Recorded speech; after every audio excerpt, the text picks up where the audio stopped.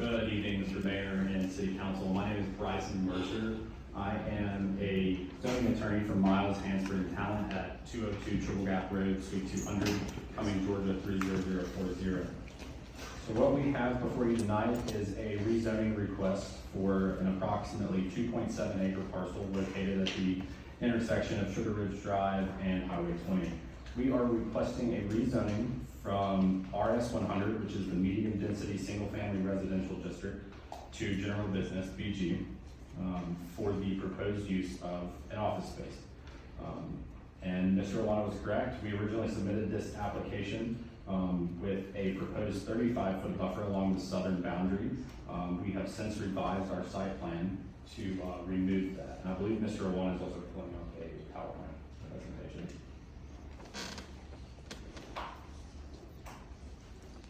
And so to give a little background, you could go to the next slide. And that shows where we've removed that variance request. Thank you.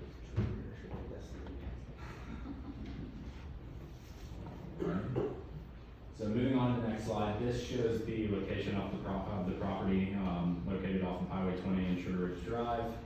And this is the character area map. So you'll see that this area is surrounded by mostly established neighborhood character areas.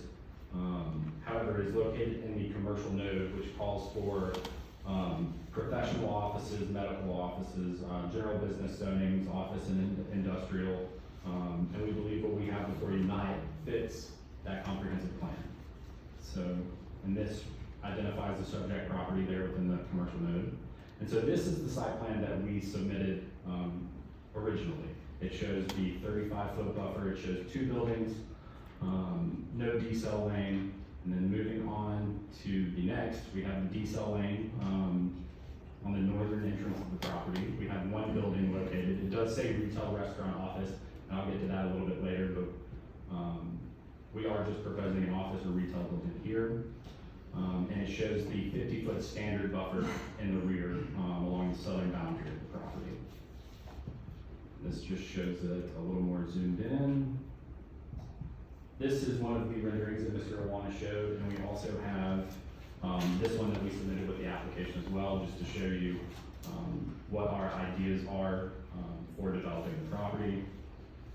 And so here we have the proposed zoning conditions. You will see that these somewhat match up with the ones Mr. Awana showed.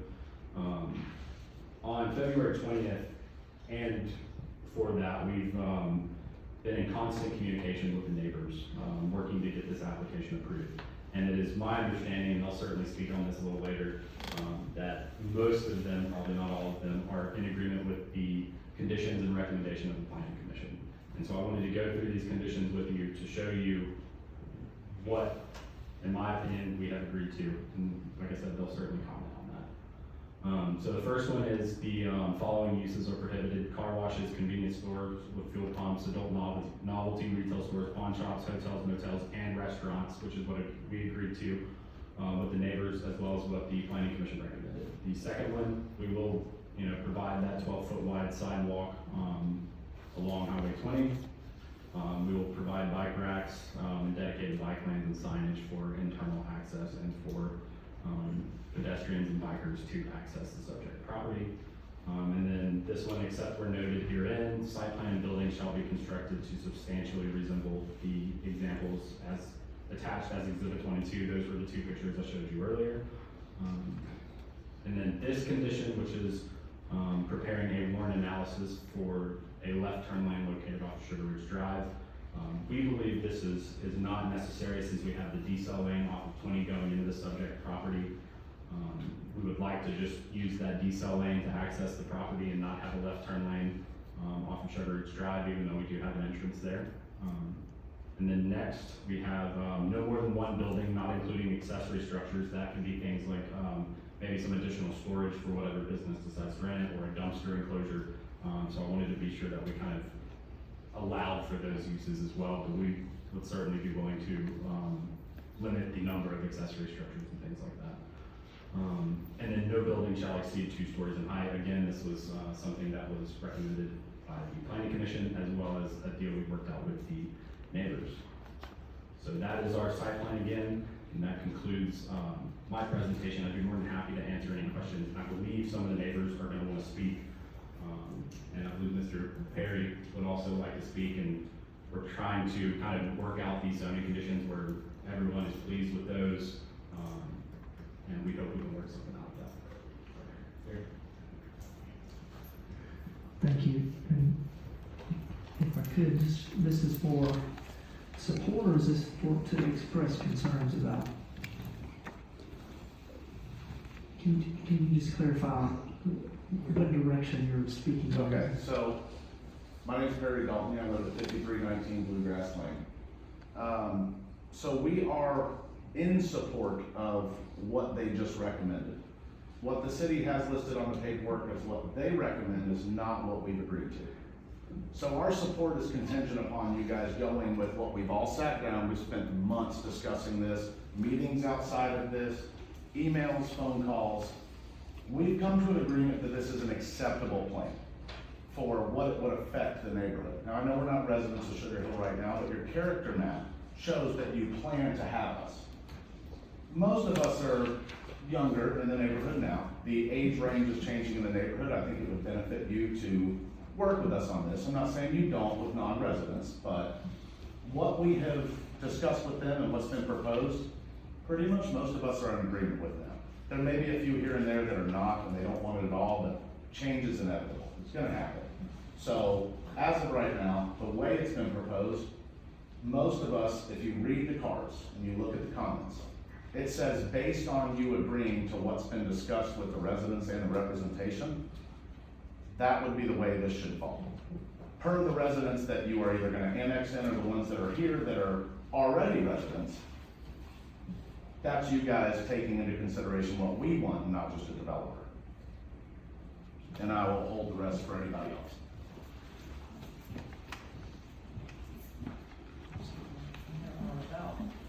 3 minutes left on this.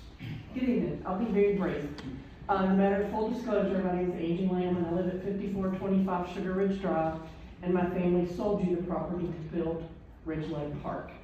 So I am one of 5 family members that still live on the family property, either adjacent to or across the street. I own 2 properties, one facing Highway 20, and I am on the corner of Sugar Ridge facing Mr. Kim's project. I find it interesting. I don't know, I've not been contacted, emailed, attended a meeting or anything that they've talked with the developers, but we were at all the planning and zoning meetings. We spoke up collectively as a neighborhood, and we did oppose things like restaurants with bars, staying open late at night, and that sort of things. And as he said, we've come to an agreement that it's inevitable. I mean, that corner is not conducive to residential living. Believe me, I live on the other corner and I know. So we do appreciate Mr. Kim making the concessions that he made to, at some point residential and commercial have to touch. But there's things that are probably more appropriate for that than others, and he's made some concessions and we greatly appreciate it. I just have one question, one other concern that wasn't mentioned that we did bring up at the previous meeting. They're talking about a deceleration lane on Highway 20. Is that in front? I can't see the maps, they're too small, I'm sorry. Is that in front of the property? This is public comment, it's not Q&A, and so if you will pose the question, we will have Mr. Warner answer that. Okay, because the reason I'm asking is there's already a deceleration lane turning into Sugar Ridge. So I'm just trying to figure out, is there like another deceleration lane in front of the new structure, or are we talking about extending the one that's in front of my property on Highway 20? So that's my question. It's in front of the new. In front of the new, okay. The second thing that we brought up at the Planning and Zoning Commission was about signage. The bright flashing neon signs, like example that the chiropractor's office has. A lot of the neighbors that live close to that talked about that glaring in their windows all night long. So that was a major concern of those of us that live in the properties immediately surrounding, was there could be some kind of limits on the type of lightage signs, because now they can get very huge, very bright, look like Las Vegas, and they run 24/7. So that was all I had. Thank you. All right, next, there's about a minute and 20 seconds left. Just to address that last question, I just want to point out that we did abide by Sugar Hill Code regarding proper notices and stuff like that for the application. And we would certainly, be willing to work with the, city council and neighbors on the signage and possibly an externally lit monument sign, or something abiding by the Sugar Hill code. So we'll reserve the remainder of that. Thank you. Very good, thank you. That 10 minutes is up. We will now call up those that wish to speak in opposition.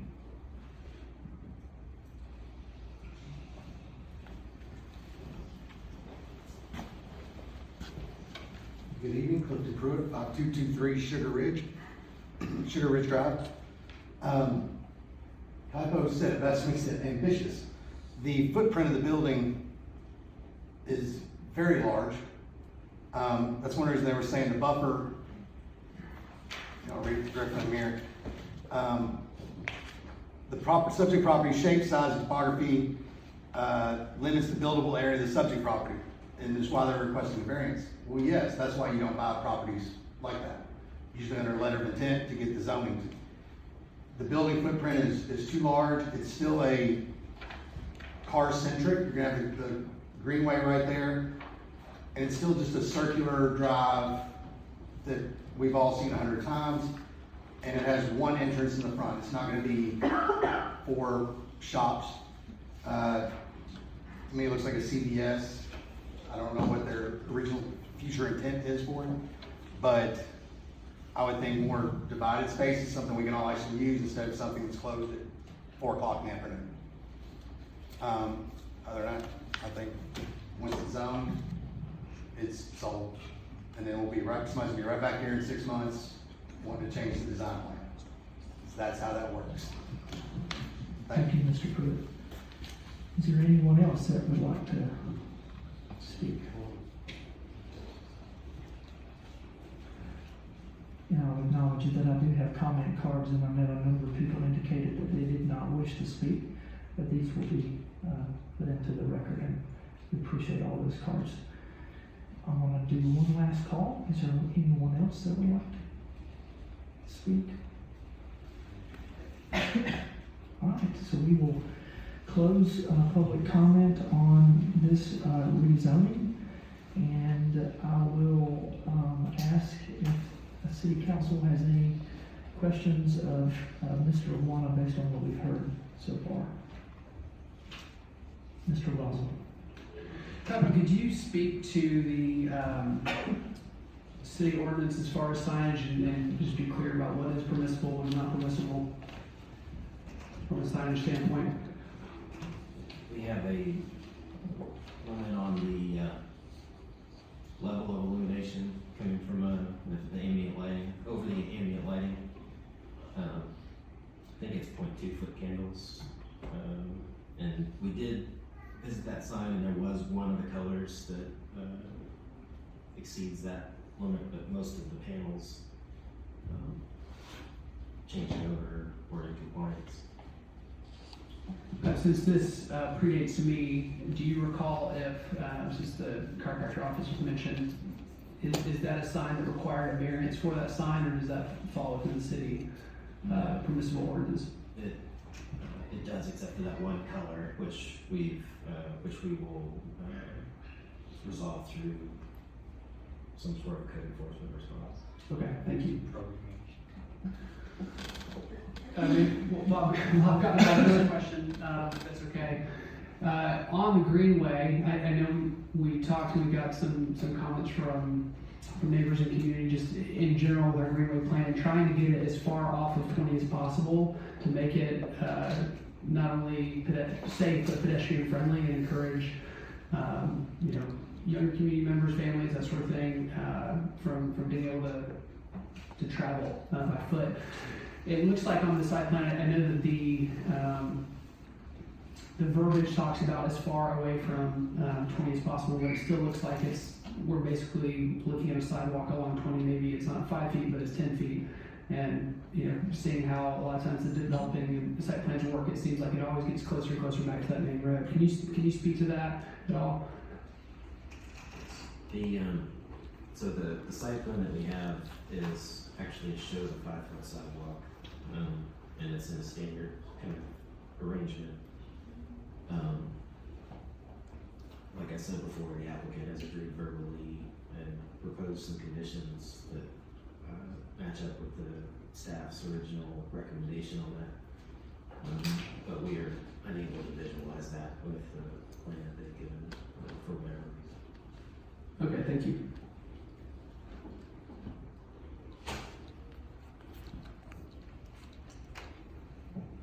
Last one, we've had another question. On the buffer, I just want to clarify, it's back to the original 50-foot. Is that a disturbed or undisturbed buffer? That's the latest plan that they submitted shows a 50-foot undisturbed buffer, which is the standard. Okay, thank you. That's it, Mr. Ross? All right, anybody else? Yes. Ms. Thatcher? Okay, so Keiko, I've talked to a few folks that live down the street, that, like the gentleman that spoke earlier, not currently part of the city, but I still feel like they have some very valid opinions that need to be heard. And this is not the first person that has said to me that what's reflected in the plan is not what was discussed. Do you know specifically what was discussed that we are not seeing reflected in this proposal, so that we can hear what that is?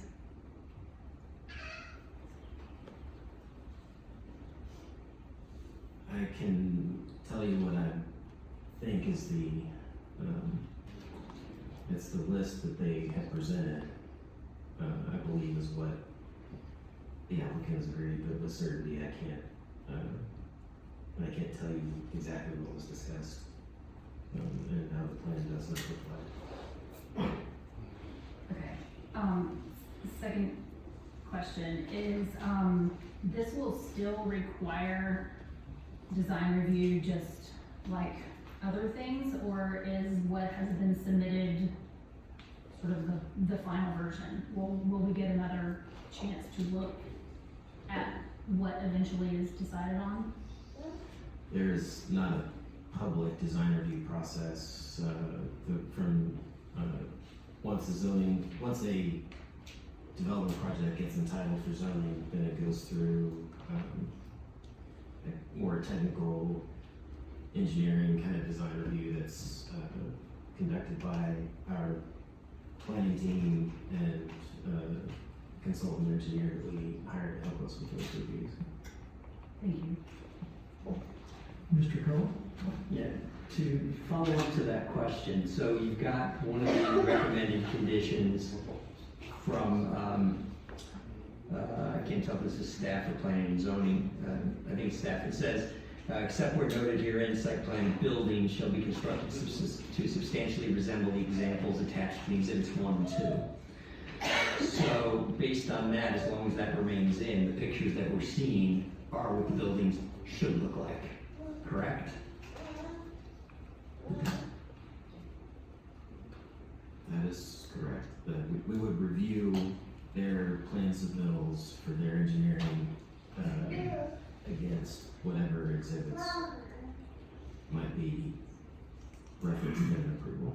Okay, so if that piece stays in, which I just don't remember if it was on when we showed, if that piece stays in, we look at everything that the attorney showed, we listen to what Mr. Gwaltney, I believe his name was, said.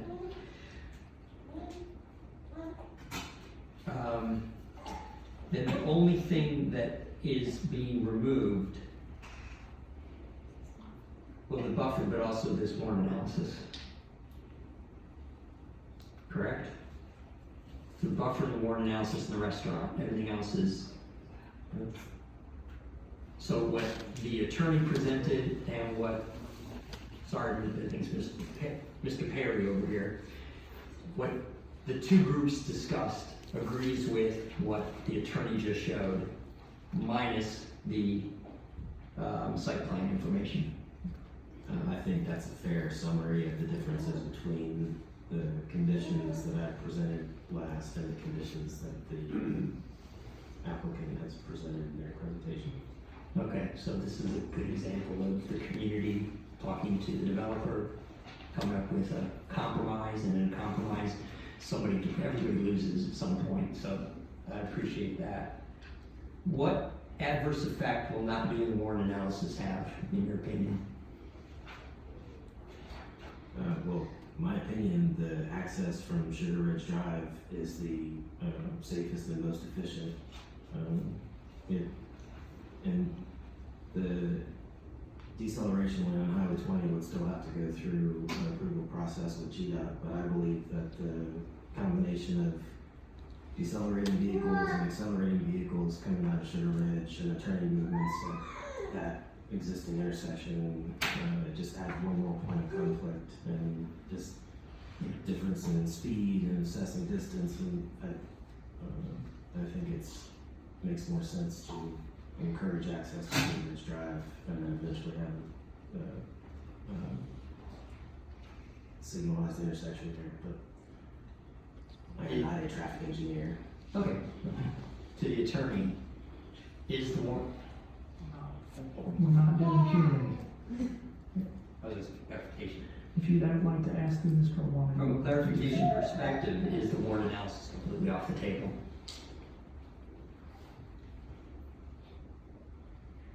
I would recommend keeping the warrant. No, I know what you would recommend, I'm asking you to find out if it's completely off the table.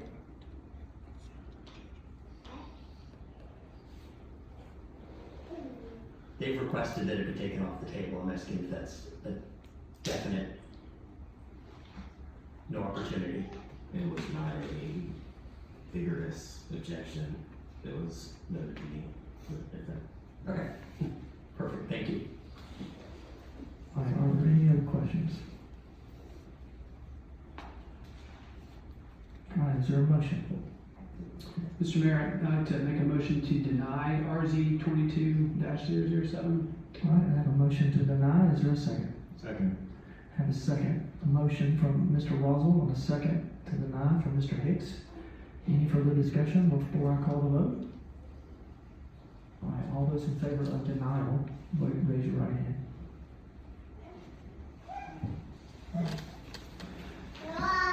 right, we'll move on to new business. Item number 3, that is public hearing for Corbett Woods.